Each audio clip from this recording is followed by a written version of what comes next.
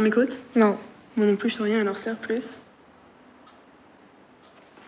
Mets ta main plus haut.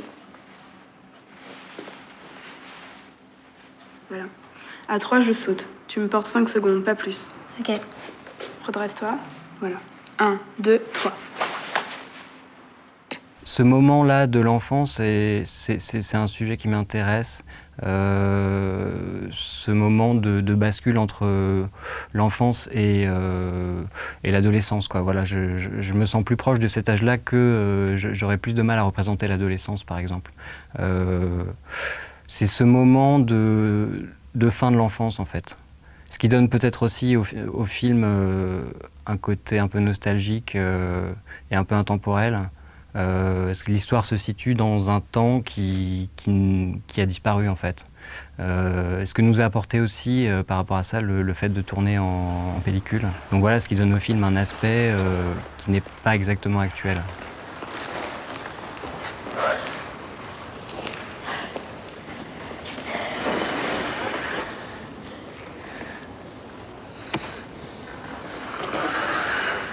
Salut. Salut.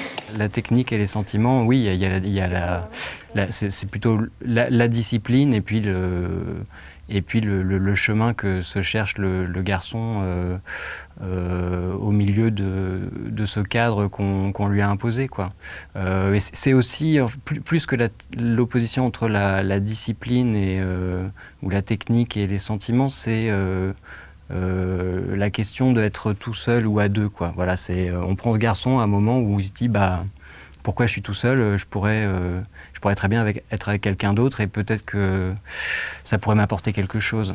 Et c'est dans ce conflit-là que le père, en tant que sportif, intervient en disant qu'on n'est jamais si bien servi que par soi-même et qu'être à deux, ça peut poser des problèmes, quoi. Voilà, donc c'est plus la question du couple, en fait. Si tu patines à deux, tu dépends de quelqu'un d'autre. Et c'est mal? Mais tu fais rien si tu dépends d'un autre. Quand on voit le film, on comprend pourquoi c'était essentiel que les personnages soient incarnés par de vrais petits patineurs qui font ça à un certain niveau.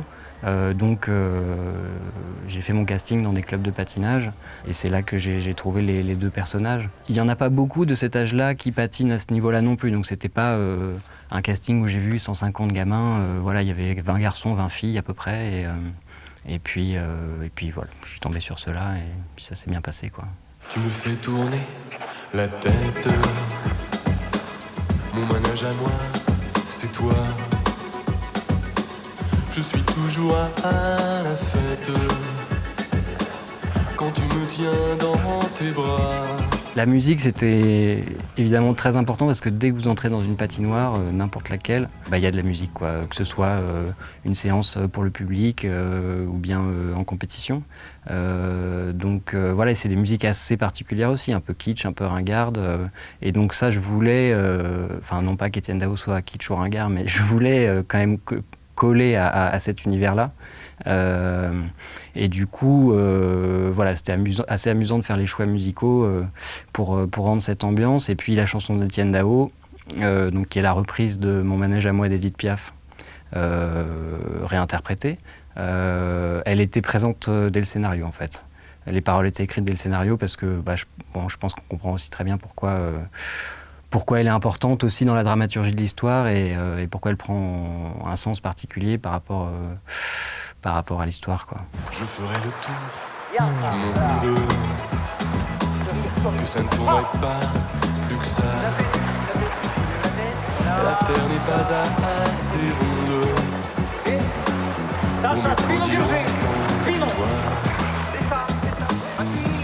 Il y a plusieurs films qui nous ont influencés. Il y a effectivement le décalogue de Kieślowski en général, et particulièrement le premier épisode, qui est en fait tout simplement l'histoire de la relation entre un père et son fils, et qui va trouver une résolution tragique, là pour le coup, sur un lac glacé.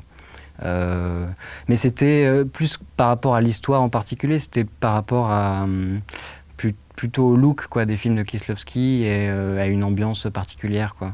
Et un peu dans ce même esprit, y a un film qui est ressorti à peu près au moment où je le préparais, c'est Deep End de Skolimowski, qui est un film qui se passe dans une piscine, là, pour le coup.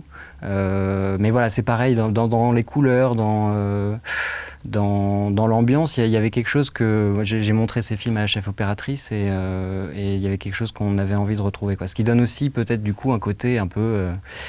peut-être que mon film semble un peu tout droit sorti des années 80 en Europe de l'Est, quoi.